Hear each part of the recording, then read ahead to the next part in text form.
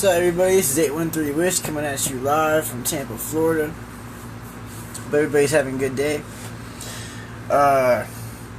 I've decided I'm going to do more Facebook videos than YouTube videos, only because I'm not really feeling the good relationship me and YouTube are having these days. I mean, I started my channel about 3 or 4 years ago on YouTube, and about 4 years ago, 3 years or something. And yeah, at first it was like, we'll get 10,000 views, so many subscribers, whatever, and then you can monetize. Well, no, first of all, monetizing was you were able to monetize no matter what you had, and then it was 10,000 views, and now it's like you have to have, I think, they don't even go by views anymore. You have to have like 1,000 subscribers a month or something, 1,000, something like that. So anyway, YouTube. I mean, my videos are on there, but I'm not really gonna just do much. I mean, if I make videos, they'll go on there, but they'll probably go on Facebook too. Facebook's gonna be my main avenue, and let me tell you why. If you keep updating an archive, it's never going to be an archive. So the Facebook, the thing about Facebook is that the information is more realistic and more true than the information on YouTube, only because it's about people, and that really doesn't change very much. It's excellent template for record instead of just a video or whatever, something that would be somehow fantastic. So Facebook's going to be really popular in the coming years. I think Facebook needs a lot of diversity. I think a lot of people copy and paste and stuff, and I'm really trying to get a lot of the talks about the new paradigm out there, only because I feel that that would inspire more creativity if people want to be so fantastic. So I see a win-win there. But at the same token, my Facebook has to be very different, so there's not going to be a lot of personal stuff on there. I don't know if you guys were hoping to see like my birthday cakes or anything, but that's really not going to make it on there. I think it's like 1 or 2 pictures of me in like middle school. That's about it. It's all you're gonna get in America. Yeah, you should have had me then. So anyway, yeah, that too. And then so today's topic of discussion, picked at random. I'm gonna talk about cloud theory today. I had a lot of people asking me what is the cloud and how does it operate and stuff, and what do we do with it? And the answer is not much. That's the problem. You can't, in today's society, only in America can you take something that is essentially not existent and make it into a business before it ever hits the shelves. And that's the name of the game in entrepreneurship. But a lot of early pioneers really don't go that route, and that's why a lot of money isn't placed into entrepreneurship. You have something in front of you, an invention, fruit in a basket, whatever, your used car, and there it is, there's the money, and everything's done. But with intellectual property, what happens is you have to essentially promise aliens you've never believed in something so great in your entire ever life, and hopefully you don't lose your career, going out on a limb and spending all your money on some kind of launch aspect of a project that could be very well doomed for failure. So it's not good. Makes you weak in the knees. It's not good. But a lot of people do it.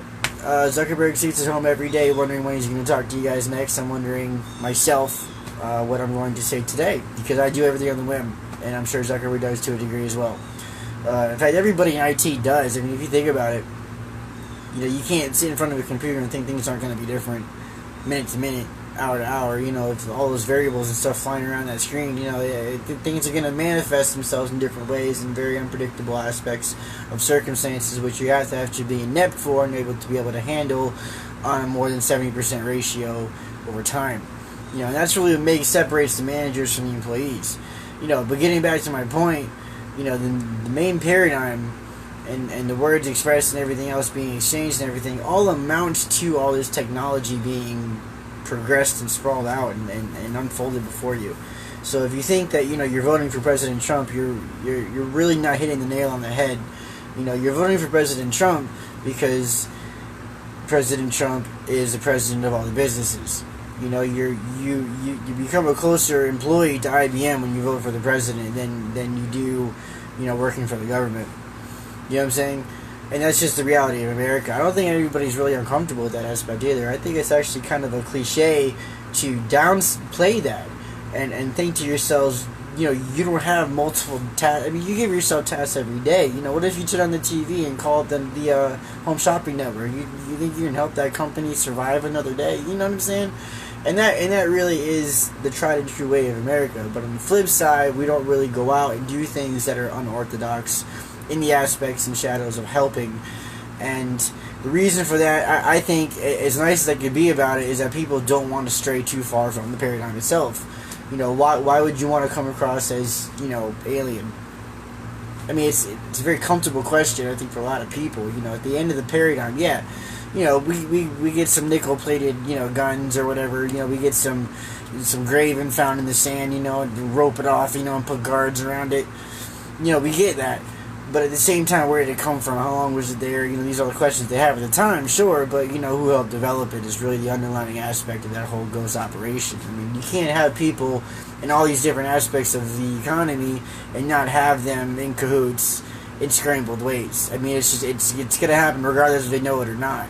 And there are people who go in between these things with the words of the paradigm and talk to other people like bees in a wide open field, and they do their jobs that way.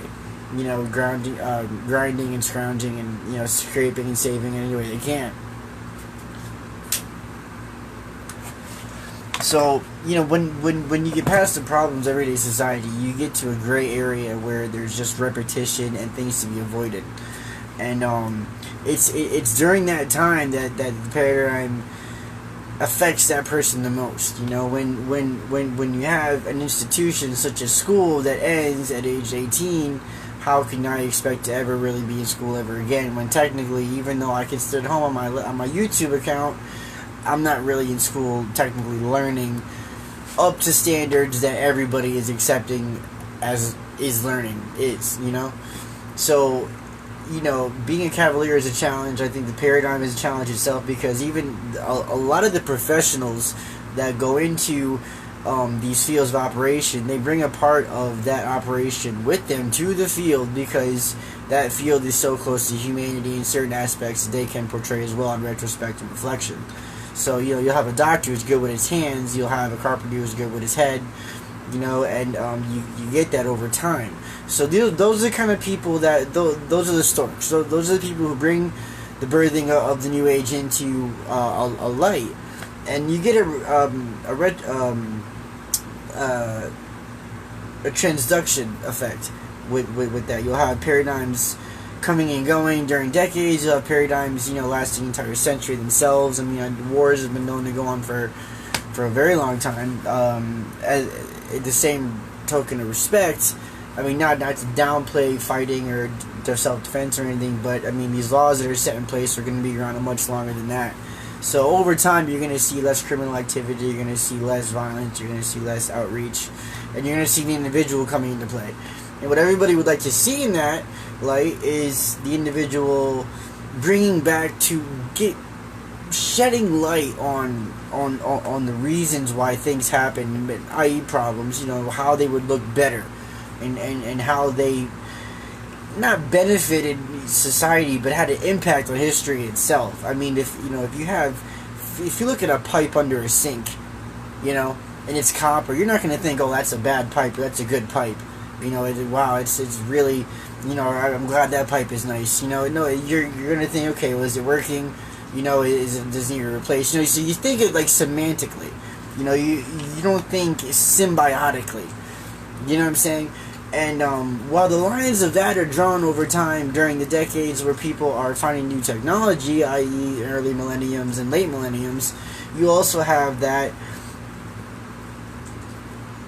same pathological relationship with entertainment and counterculture. So there's a new agey boundary, and it's that reason a lot of the new paradigms really don't catch on very quickly. With any job, you need employees. With any store, you need patrons and customers and things like that. So you can't have everything at once really quick. And that's really the trick about the paradigm, is that's exactly how it happens. You have, like, the 20s are coming up in 6 months. The 20s and the third millennium of since Christ. And I believe... See, thousands of years go by. There's got to be an eon in there somewhere, too. So a lot of stuff's going on today in the background. I see a lot of naked technology. I see a lot of bare bones factory dependencies. I see a lot of partnerships coming and going. I see marriages not really being talked about as much as they used to be. So people are kind of comfortable there, and a lot of people are taking the martial arts and yoga and going to the hills and coming back from Everest too safely. More people than ever. Flying, even though there's times of worry and trials and tribulations, people will still go to work and come back, and so you have an increase in the amount of problems that are occurring because of technology, but you also have an increase in technology because the amount of solutions being brought to the table because of the problems. So, while it may look to a lot of people that things are slowing down, that problems or solutions are being solved or solidified, and things are becoming more clockwork and more mechanical, you also have a mechanistic point of view from the minimalistic criminal mind, where maybe I could break the laws, but I'm not going to, and I'll escape a criminal anyway. And that was really what the New Age and Millennial thing was all about. I mean, you had the bad kid syndrome, the rebel gentleman when he got older, and the bar downtown, even though you shouldn't be driving when you drink, and sure enough, there it is, so you get this cat and mouse game going on, and all these relationships, but the most important aspect of the paradigm is the books. It's not, I can't even really be coy about that, I don't really think we wrote a lot. I don't think people followed behind stars properly. I think, especially in hip-hop, the remixes and stuff, you really should have been memorizing how that person sounded and followed in their shadow more closely than just taking their music. You really should have followed their tone of voice too and their articulations and stuff, and then given it your own words and everything. It really would have sounded stronger. It would have been a much better support system for people listening in on it, and I think a lot of people would have understood the movement a lot more closely. So that's another thing to look forward to. Maybe think about that. Get back to me. Share any kind of questions, concerns, comments you may have. Leave them at the bottom. I try to answer on my email. My email is actually troyz.bruce@gmail.com. You can look up my name on Facebook and stuff. I also have a Facebook. Another Facebook profile is facebook.com/iamwish.net. That has a lot of my older material as a writer. It's essentially not really being updated anymore, but it is more of a showcase, so I leave everything on there and link it as much as possible.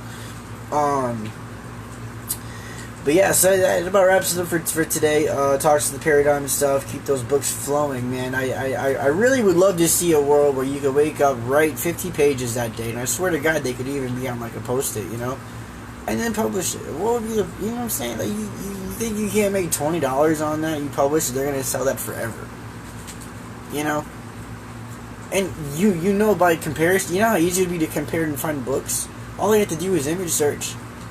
It's what the people want. So the more you do it, even though you don't like it, like you go to work and you don't like work, you can write books and not like to write and still reap the benefits of being a writer. You know what I'm saying? And that's really I don't really want to say it and make it sound like a moot point, but at the same time, it's really how a writer would feel anyway. So it's not a bad move. Think about it. Get back to me. It's been 813 Wish. Shake someone's hand. Help someone plant a tree. Help someone cross the road. Give someone $1. And shout outs to Tampa. And I'm saying peace.